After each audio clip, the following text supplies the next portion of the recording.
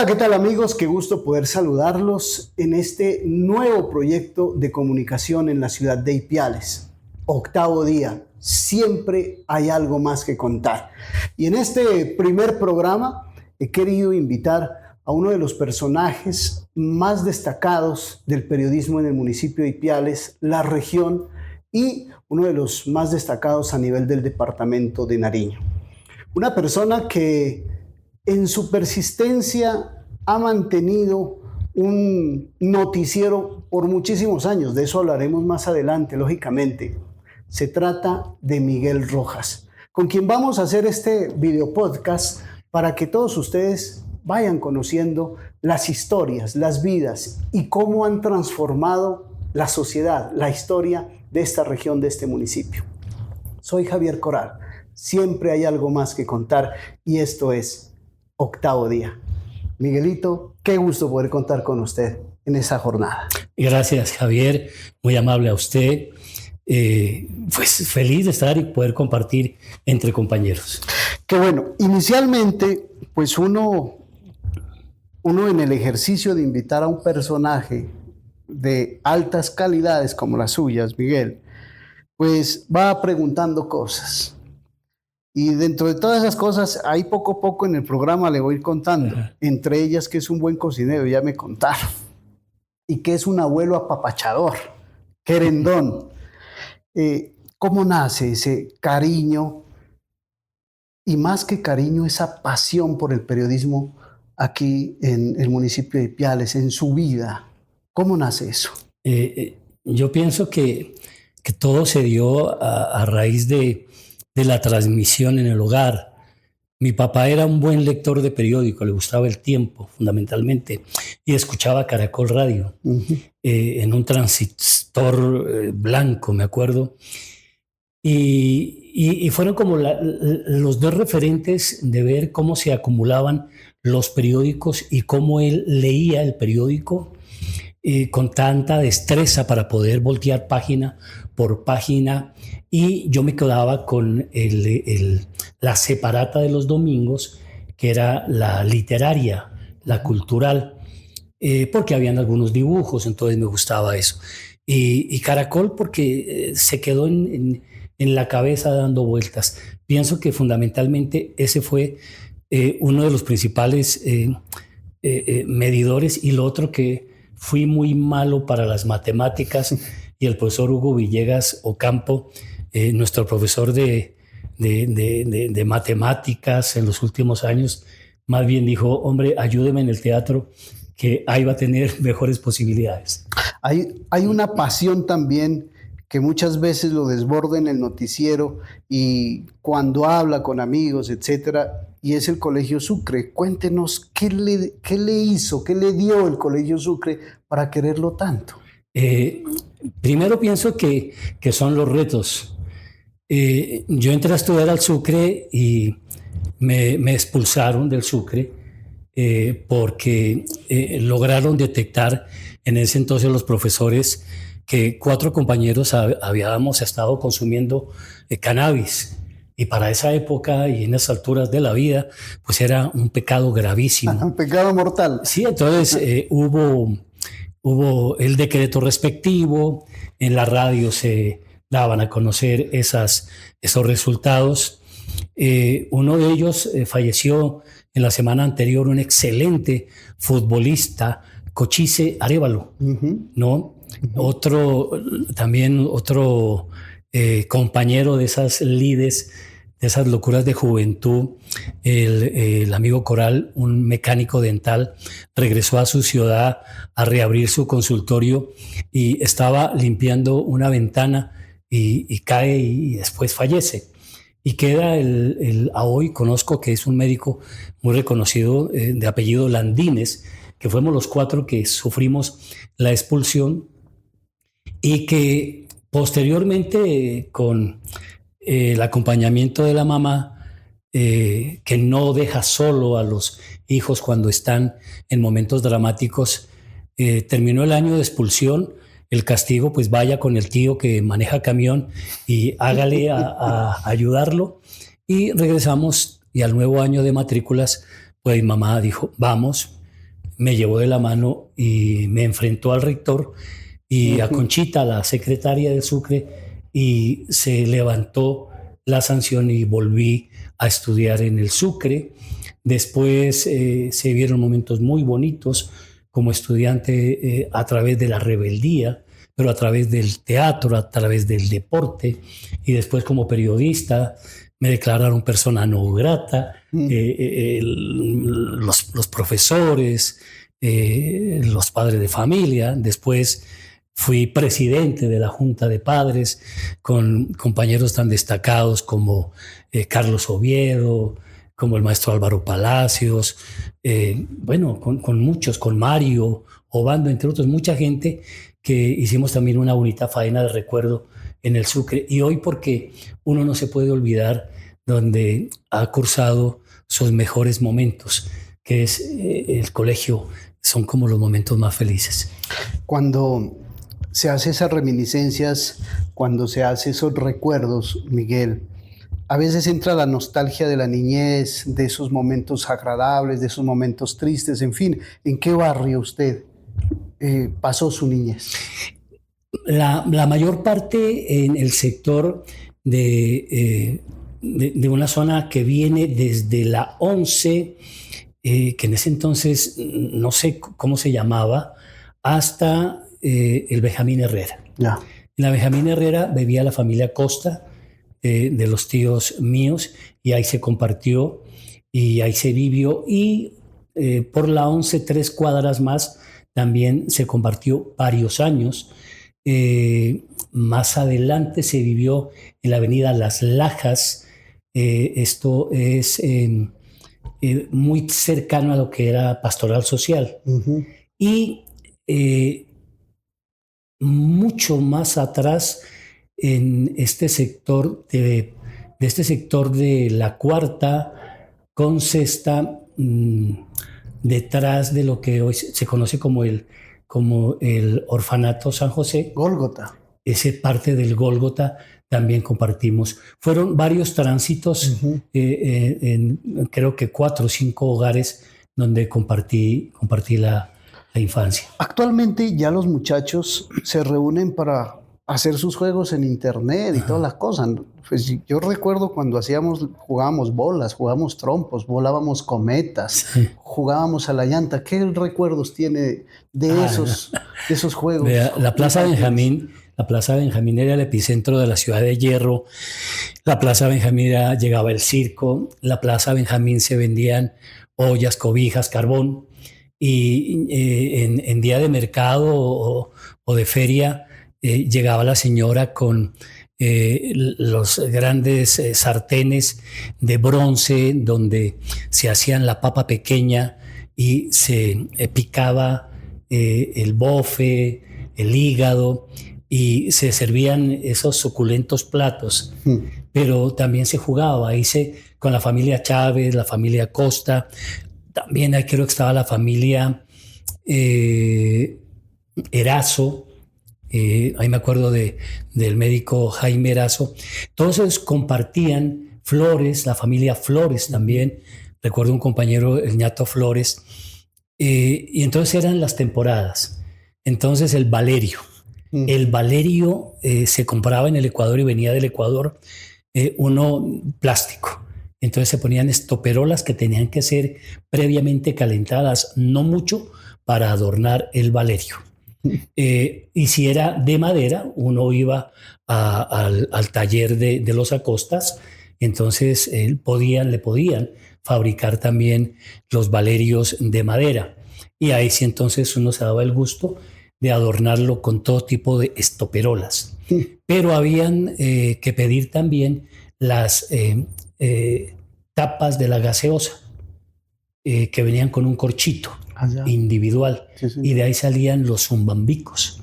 Entonces era a piedra y mano que se hacían los zumbambicos. Para jugar lo que extrañamente después con mis hijos yo los vi jugar, los famosos chazos, sí, que venían ya de fábrica.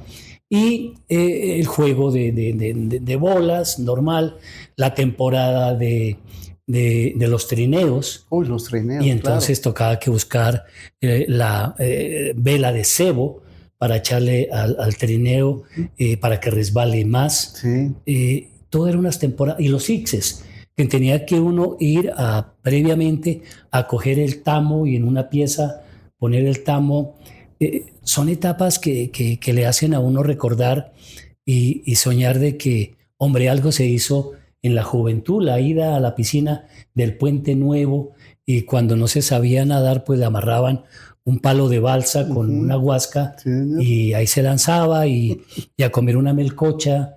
En fin, era recoger manzanitas ¿Sí? silvestres. Yo no sé si todavía habrá, pero entonces era una mata muy pequeña, verde, como con punticas, y por ahí salían unas manzanitas rosaditas, y eso se comía. Pequeñitas. Muy pequeñas. Bueno, había de todo. Y claro, en medio de todo eso, correrle a los perros, porque de camino del Panecillo, Benjamín Herrera, hasta el Puente Nuevo, pues se encontraba uno con uno que otro perro. Cuando uno va recordando todo esto, pues lógicamente empieza a encontrar en esos avatares de la infancia los amigos. ¿De cuál se acuerda así como más usted? De sus amigos de infancia con los que con los que uno se abrazaba y con los que estaba en la casa, iba a comer, iba a dormir a veces a las casas. Bueno, más que todos los primos. Más que todos los primos. Miguel era el compañero de época por generación. Miguel era un hombre que piensa mucho en proyectos. Hoy está vinculado estrechamente a una comunidad religiosa, y con él se compartían los sueños, y con él fuimos a estudiar a Bogotá, y con él soñábamos, bueno, y cuando ya seamos profesionales, ¿qué? Y entonces era como eso, pero entonces yo no era muy diestro en el deporte, entonces poco me ajuntaban en el fútbol, porque ahí en la Plaza Benjamín Herrera se jugaba fútbol hasta las 8 de la noche. Usted dígame, ¿y con qué luz? No sé, pero el gusto era que la gente jugaba con los Acostas, con los Flores, con los Chávez, con los Herazos, con todo ello se jugaba el fútbol grande en esa plaza. En el taller del tío Julio Acosta se montaban ring de boxeo. Entonces buscaban cotejas, quién con quién. Los guantes habían. Y entonces a mí me ponían con un primo mucho más diestro y más atlético, y las palizas eran fenomenales, pero las apuestas también. Uno recibía la paliza y otros, porque cobraban la entrada, recibían la plata. Entonces me recuerdo mucho a Tito Acosta, por ejemplo, Eduardo Acosta, compañero de colegio que lamentablemente ya se fue, a Leo Chávez, por ejemplo, de este sector, y Añato Flores como de ese sector, y a Miguel Acosta, ya le digo, mi primo, con que se compartían, y se amanecía uno jugando Hágase Rico. Y entonces escuchaba usted a medianoche el grito de la tía: a dormir, y un día tuve que salir. La cosa fue tan fuerte que de ahí, de la Plaza Benjamín Herrera, me recordaban los primos ahora que nos reuníamos, hasta cerca de la Cámara de Comercio. Bueno, de ahí eran 3 cuadras donde vivíamos con la tía Mercedes. Me tuve que ir en calzoncillos y en medias, porque no alcancé a recoger la ropa. Entonces, a esa hora la tía gritaba y todo el mundo tenía que obedecer. ¿Eran órdenes para cumplirse de isofacto con ellos? Sí. Pero se hacían pilatunas también. Entonces, era bonita, lo uno por lo otro. Cuando se avanza ya y se pasa al colegio, se pasa a la infancia, a la adolescencia y todo eso, y ya empiezan los gustos por lo que uno quiere ser, por lo que uno va a ser, empieza a florecer en su corazón, en su mente, el gusto por el periodismo. ¿Cómo? Yo quería ser abogado. Fundamentalmente me gustaban las leyes, porque yo criticaba, yo reclamaba, y en el Sucre, por ejemplo, se hacían protestas y se reclamaba cuando las cosas no estaban bien. Y dije, no, mi tarea es irme a estudiar Derecho. cuando se da la oportunidad, porque en esa época salir a estudiar era muy difícil. Entonces, con gran esfuerzo, mi familia dice, váyase a Bogotá. Me voy a Bogotá, donde ya había una gran cantidad de primos, unos estudiando arquitectura, otros trabajando, otros estudiando derecho, en fin. Y llegó donde ellos a presentarme para estudiar derecho. Pero me encontré con un fenómeno cerca a la Universidad Nacional de Colombia. Por ahí se iba a almorzar, que fue la toma de la Embajada de la República de Santo Domingo, si no estoy mal, por parte del M-19. Y estuve en medio de una escena del trabajo periodístico bastante fascinante. Todos los... Juan Guillermo Ríos lo tenía a medio metro trabajando, otros periodistas más cubriendo la información. Y no, ya no pude. Me quedé, no almorcé y salí de ese escenario. Nadie me dijo, váyase. En un momento tan dramático, dije, no, lo mío es esto. Y a la semana, creo, o al otro día, que iba a presentarme a Derecho, cambié y entré a Comunicación Social. Cuando usted regresa a su ciudad, ¿encuentra el espacio para poder hacer periodismo? ¿Se le dificultó? Porque no nos digamos mentiras, aquí en la ciudad de Ipiales para entrar al círculo de hacer periodismo no es tan fácil.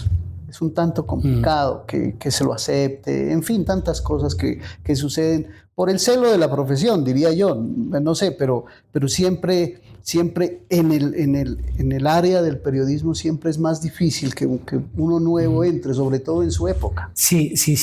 Es que mire que esta parte tiene un antes. En el colegio, cuando el profesor Hugo Villegas Ocampo, que fue el que hizo los primeros concursos de teatro intercolegiado, pues se dio cuenta de que yo para las matemáticas como que no, entonces lo respaldaba en la realización de estos eventos.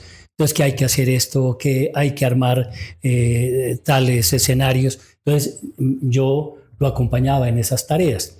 Pero de igual manera había un programa de radio que él impulsó, que no me acuerdo el nombre, pero era del Sucre, y se hacía en Radio Las Lajas, en el Santuario de Las Lajas, en el viejo estudio y auditorio de Las Lajas. Y entonces allá íbamos los sábados y recuerdo a Carlos Oviedo Tovar, mire, él es periodista muy destacado, León Ángel Mejía Rodríguez, comunicador social, periodista también, y bueno, alguien más creo que se me queda por ahí, pero los más constantes íbamos y hacíamos ese programa, la hora radial del Colegio Sucre, al punto que estábamos como tan bien el programa que el profesor Hugo Villegas pues ya no nos delegaba la responsabilidad. Y así empezó. Y así como que comenzó, porque mire que los tres estudiantes del Sucre de esa promoción 79, logramos estar metidos en este cuento del periodismo. ¿Ustedes sesentero o setentero? ¿En edad? En edad, no, yo soy del siglo pasado, de los años 50. ¿Puedes saber su edad? 70 años. ¿Ya tiene 70? Sí, bueno, falta un año, pero ya estamos cerca. Ya está listo para los 70. Sí, señor. Piso. Bien. Cuando nosotros hablamos de periodismo,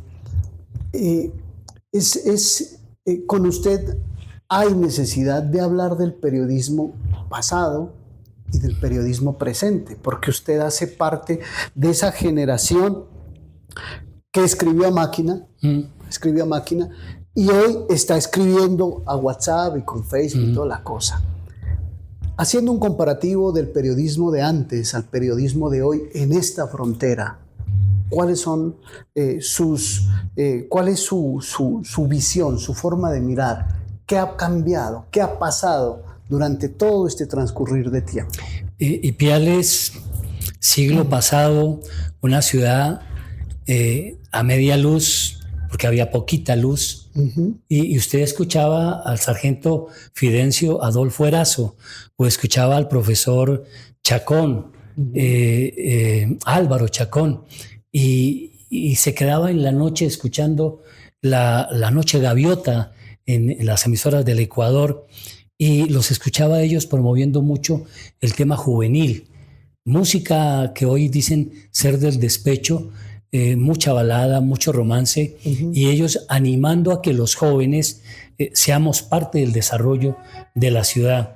Pero también escuchábamos a Magacán mirando el bombillo a ver cómo se dormía la gente.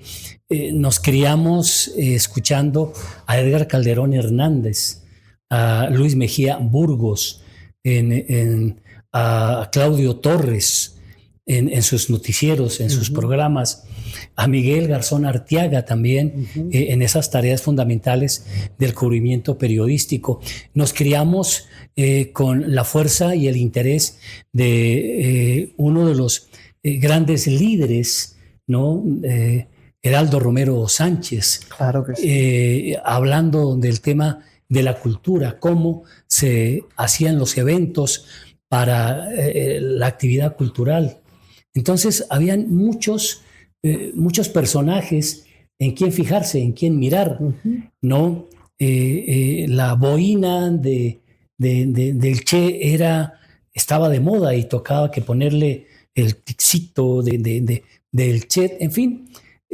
Camilo Santa Cruz se me cruza en el camino de todos estos procesos de carácter cultural. Así nos fuimos formando esta generación que termina en la rebeldía de reclamar porque no tenemos luz, porque el comité cívico comienza a reclamar, porque aparece el padre Manuel Chamorro, porque aparece Carlos Pantoja y todos estos personajes, y aparece el sindicato de transportadores de Obando, que fue muy importante en su momento.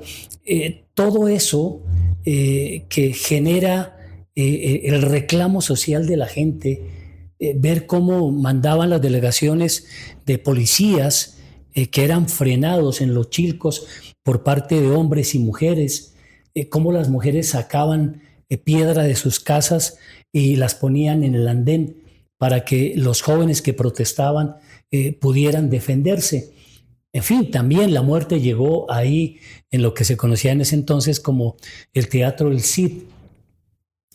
Esa era el Ipiales de ese entonces donde usted miraba desde la puerta al negocio y miraba en el fondo así en tinieblas a la persona que les vendía, y seguramente veía una veladora y una imagen a un lado que se estaba velando, y uno preguntaba: buenos días, ¿cuánto cuesta esta ruana? Si la va a llevar, se la muestro. Cosas como esas, ¿no? Bueno, ese era Ipiales. Nos levantábamos obviamente con las noticias de Edgar Calderón, de Luis Mejía, del señor Armando Coral, también en el tema deportivo. Ese era Ipiales.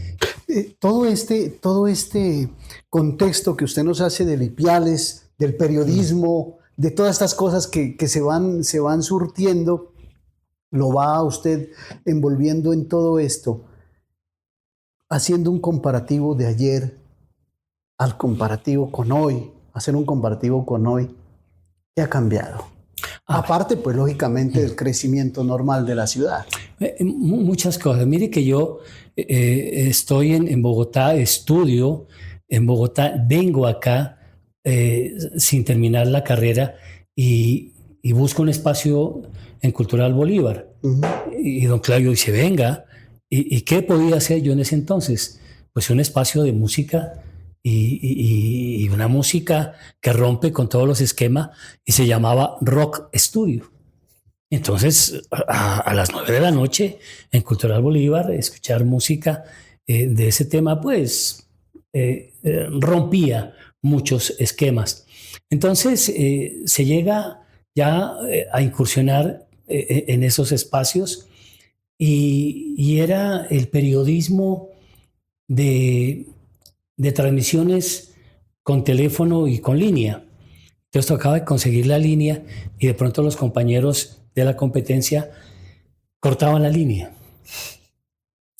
y tocaba que utilizar el teléfono de la casa vecina o de alguien y lo sabían.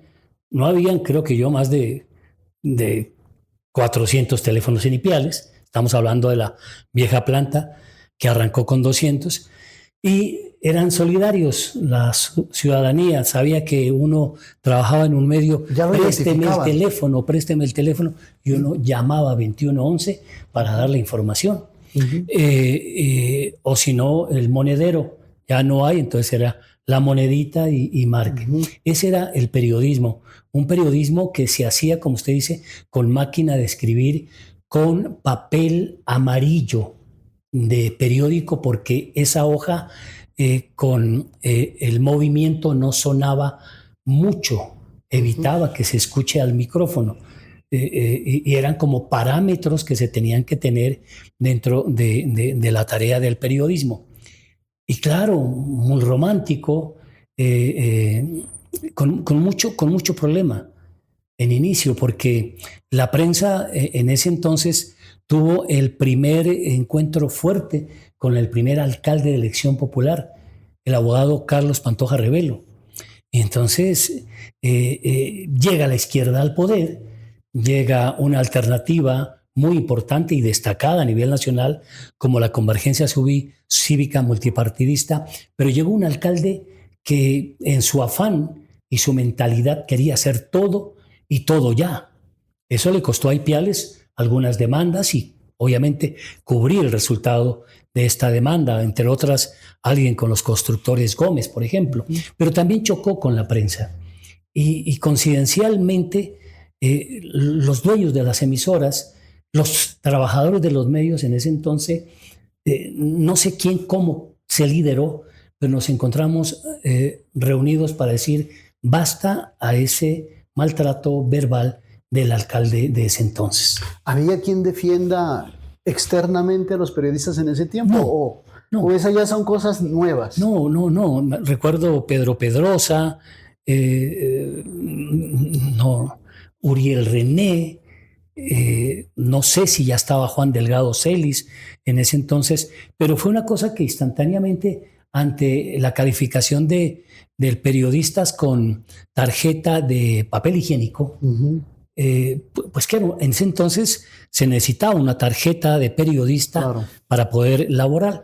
Entonces eran tanto los atropellos verbales que se daban que eso terminó para que en últimas el alcalde de ese entonces se fuera a hacer sus transmisiones en una de las emisoras de Tulcán. Recientemente hablaba yo en el parque con el doctor Pantoja, con otros compañeros en el habitual Tinto Javier, y yo le decía, no, pero eso fueron 2 meses. Dijo, no, Miguel, fue más de 1 año que el alcalde se fue allá, y después, gracias a la buena gestión del padre Manuel Chamorro, nos reunimos en la Cámara de Comercio y se lograron conciliar. Se limaron asperezas. Se limaron asperezas, sí, señor. Hoy el periodismo ha cambiado. Y el periodismo no ha cambiado en sus contenidos, en su forma de enfrentar y ver la realidad, de decir la verdad. Sin embargo, de allá a acá, lógicamente, las nuevas tecnologías nos han dado herramientas muy importantes, muy interesantes. ¿Cómo ve usted este tema del periodismo hoy, teniendo en cuenta que 70 años bien vividos haciendo periodismo también le dan autoridad para poder hablar de la época actual, porque también la está viviendo como periodista, como un periodista que madruga, como un periodista que le dice a la gente hágale porque se le va a hacer tarde, y que muchísimos de nosotros, yo me incluyo, crecimos yendo al colegio escuchándolo. Gracias. El hoy no puede existir sin el ayer. Blanca Murillo, de Calderón, Edgar Calderón, Luis Mejía, todos ellos son un referente, Claudio Torres, otros más que seguramente olvido, son referentes del periodismo, de lo que uno escuchaba y qué sentía al escucharlos a ellos. Pero el periodismo ayer y hoy siempre debió ser crítico. fiscalizador. Y esa es la tarea de hoy. Lo que cambian, Javier, son las herramientas.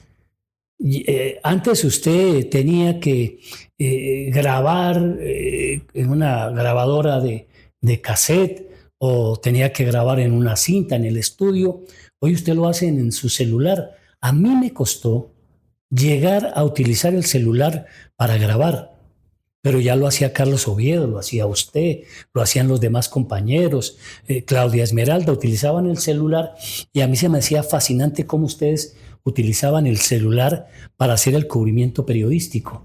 Y yo me resistí y utilizaba mi grabadora para hacer el cubrimiento, hasta que me di cuenta que no podía detener más y ya hago el cubrimiento con el celular. Entonces facilita. Las nuevas tecnologías, la inteligencia artificial le genera un reto muy importante. ¿Utiliza usted inteligencia artificial? Sabe que no soy muy lento para este tema.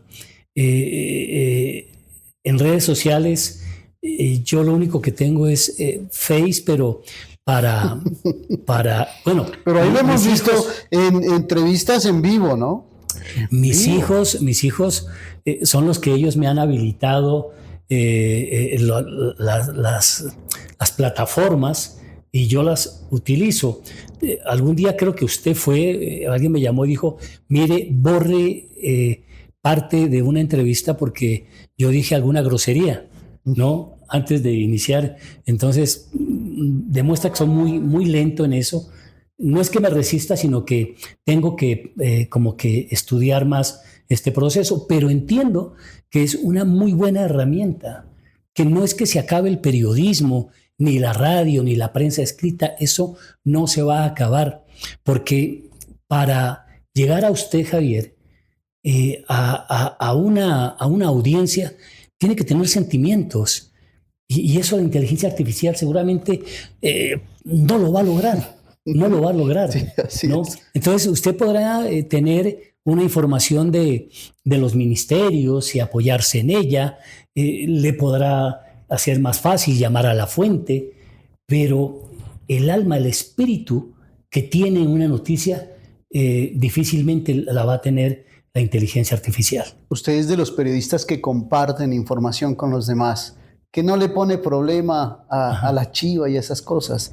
Porque en tiempos anteriores tener la chiva era tener la marca de buen periodista, buen olfato periodístico.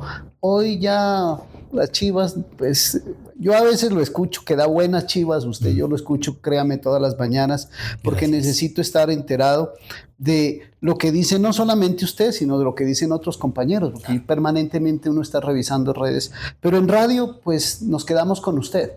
De hecho ya no hay más prensa, creo que José Luis Calderón hace también simultáneamente, pero cuando hablamos de chiva, Miguel, ya la chiva, ya se acabó eso. Yo creo que la chiva se acabó con la Chiva Cortés, ¿no?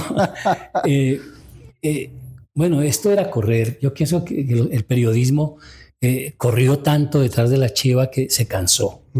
Ahora no es quién la dé más rápido, sino quién la propone, quién la contextualiza, quién la llena de más datos, porque hoy los datos en la información son fundamentales, claro. Las estadísticas, los números.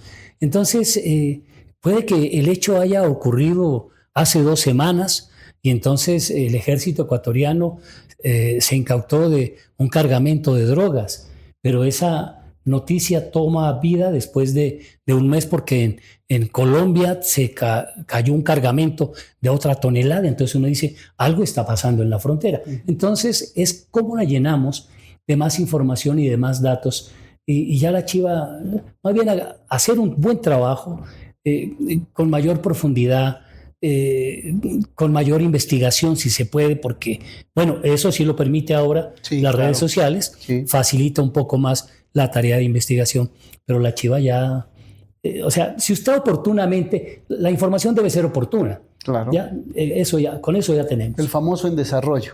Exacto. Para que no lo chiven, pues, de a mucho. ¿Cómo está su relación con los compañeros del Ecuador?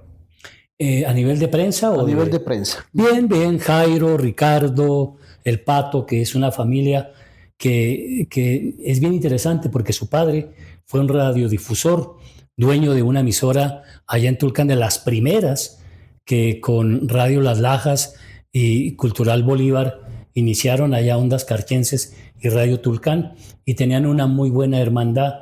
Hay muchos compañeros que se tienen, y compañeras de la Asociación de Periodistas de la provincia del Carchi, que se tienen. Natalia Erazo, por ejemplo, una excelente periodista, la niña Jiménez. Bueno, son varios donde buenas relaciones. Se tienen buenas relaciones. Y le quiero comentar algo. Por esas buenas relaciones, cuando los presidentes de Ecuador y Colombia se miraban mal, en una oportunidad hablábamos con Jairo Cabezas y dijimos, hombre, esto no puede seguir así.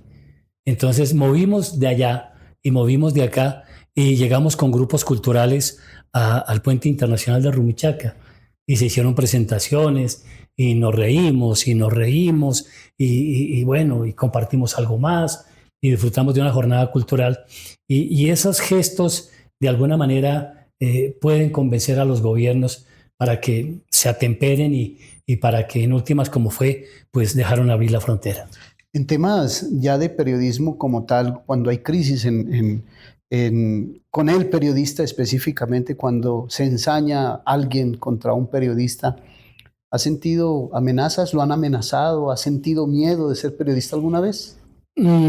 A ver, bueno, a veces siente uno, creo que también la edad le permite a uno ser como más cauto. La juventud le permite al ser humano ser un poco más atrevido, pero siempre se vivieron con esos. Y le estoy comentando de ese episodio con el primer alcalde de elección popular hace más de 30 años. Entonces llegaban a la emisora sufragios, coronas, ¿no? Posteriormente, en algún momento se presentó un intento de secuestro de uno de mis hijos que estudiaba en el seminario, muy pequeño él, y seguían así como los gestos, pero bueno, el más reciente, una amenaza que venía supuestamente de algún actor armado, pero pienso que no, miedo no. Hemos estado en tareas con ustedes. Un día nos fuimos a la Victoria a buscar supuestamente el cadáver de un congresista. Hemos ido a Samaniego, bueno, pienso que no hay miedo.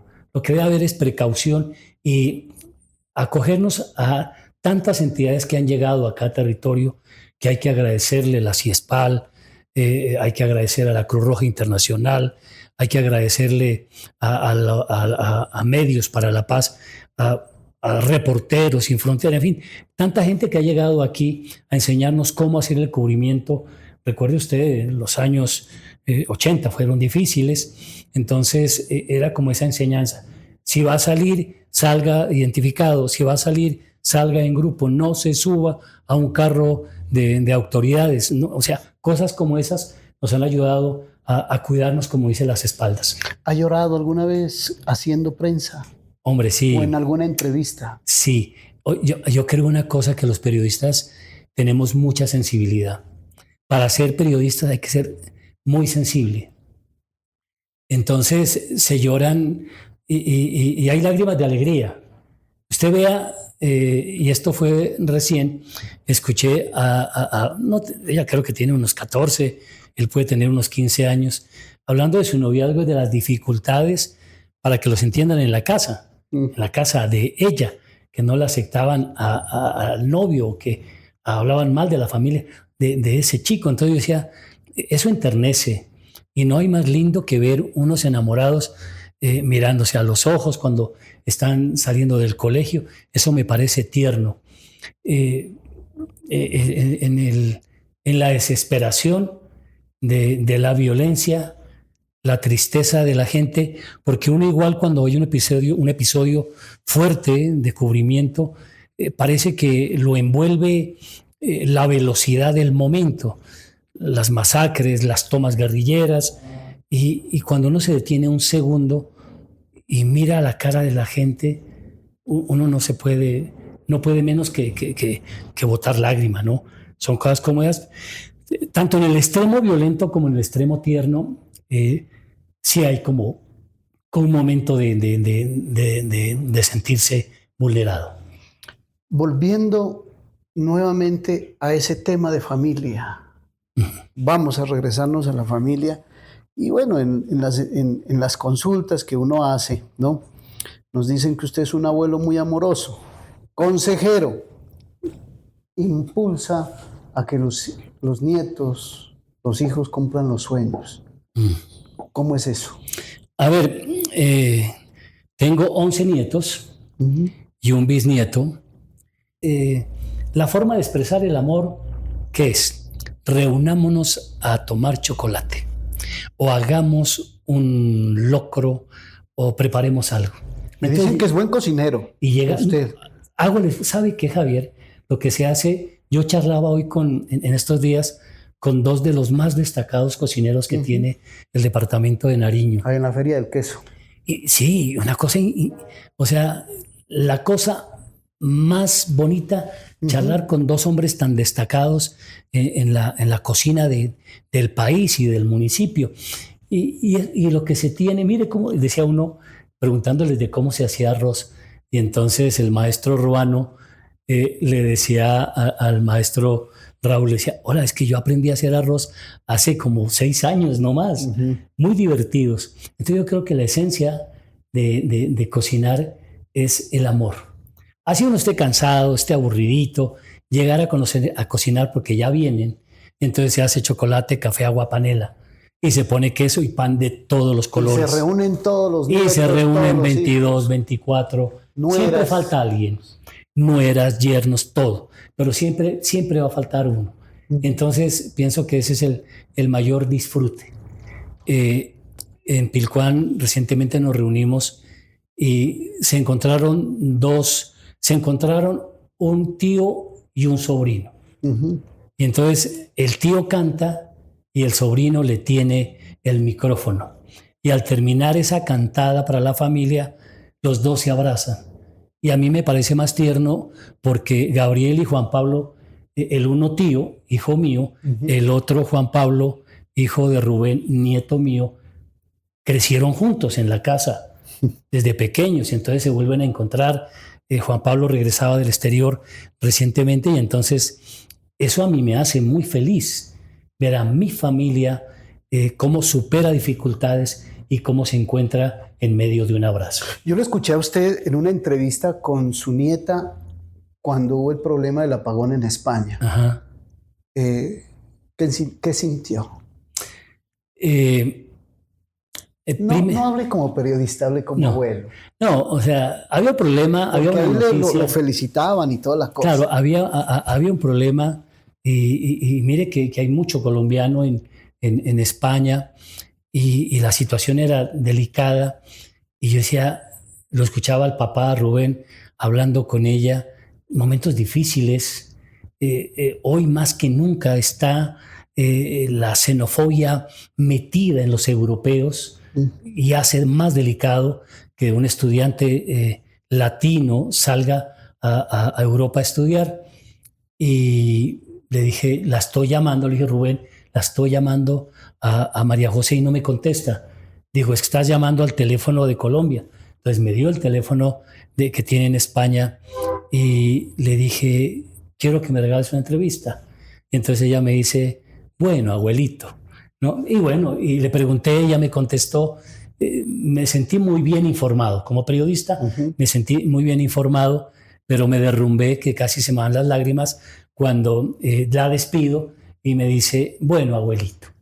Entonces, son cosas que solamente se viven cuando hay periodismo, cuando hay algo que contar y cuando la audiencia, cuando ustedes allá lo permiten, que son tan generosos con uno de permitirle esos espacios de bondad, de exteriorizar algo que hace parte del corazón de uno. Hoy en las casas pues es habitual encontrar un gatico, un perrito, un animalito de compañía. Maya y Beto Cuénteme. Me dice que los baña, que, mejor dicho, que duerme junto, etcétera. Maya y Beto, hombre. Beto es el más reciente. Es un perrito de marca Diversidad Ipialeña, ¿no? Tiene varias razas ahí mezcladas. Llegaron a Olga Lucía, mi esposa, y una vecina le dijo: vea, vecina, coja este perrito porque si no yo lo voy a llevar al relleno. Refugio. Al relleno, lo llevan allá.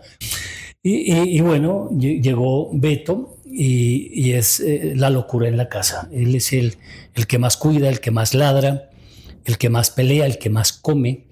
Y Maya resulta que en familia hemos tenido una lula, que era una lobita, se murió de vieja, y eso es enternecedor, llamar al médico de perritos para que le haga dormir.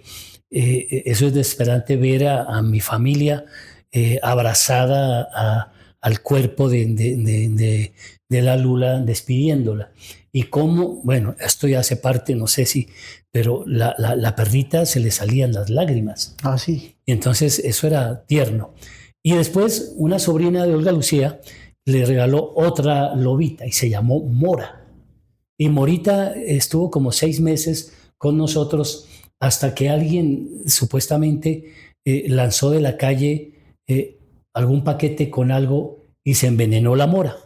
Y qué tragedia en la casa.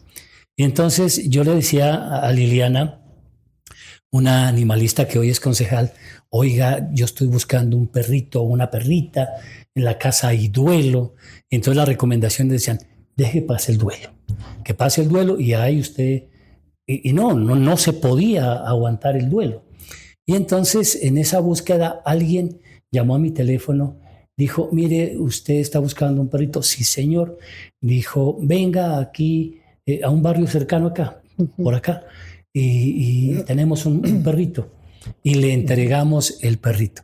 Me fui con David, mi hijo, que estaba aquí en ese momento, y llegamos a la casa y llegó un señor, un ciudadano, y llega con una perrita con el collar ya para entregarlo, muy chiquita, de 3 meses aproximadamente, una golden de esas de color melcochita, y nos la entregó.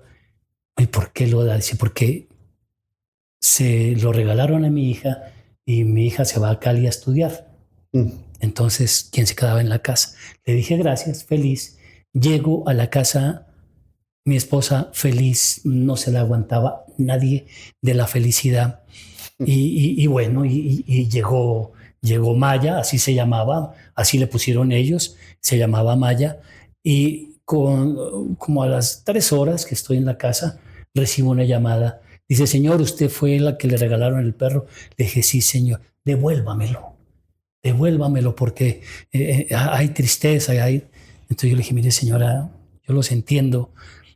Comprendí, charlamos harto y entendí que había un problema. Y el problema era también de afecto, de amor por la perrita. Pero aquí ya habían pasado algunas horas y también se había penetrado el amor. Lazos. Y en la casa de ellos, pues igual la hija se iba a ir a estudiar y quedaban los 2 papás. Y uno que no y otro que sí. Entonces se quedaron con Maya. Nos quedamos con Maya. Miguelito, pues a mí me agrada mucho poder compartir con usted. Lo admiro mucho. Es una admiración de hace mucho tiempo. Y finalmente me gustaría que me diga cómo se sueña Ipiales, cómo lo sueña, cómo quisiera que sea el municipio de Ipiales. Hay un trabajador de las letras que se llama Ramón López, y él escribía una página, o creo que sigue escribiendo una página en sus locos sueños de soñar las calles de Ipiales, y él habla de Ipiales en sus escritos, y va por su vereda soñando la ciudad de Ipiales. Pero yo no me quiero ir, Javier, sin reconocer a usted y a su familia lo que le han dado a Ipiales. ¿Sabe que somos ingratos? sabe que somos ingratos, pero el chico, su familia, el Gólgota, los carnavales, la murga, todo eso hace parte de un gran legado. Y yo lo quiero reconocer. Y en usted las letras, en usted esa entrega amorosa. Yo charlo en el tinto con los compañeros y me gusta hablar de usted porque lo destaco en esa tarea de acompañamiento. Lo que uno puede hacer por una madre se hace con gran ternura, con gran amor. Y ese ejercicio noble vale la pena sentirlo.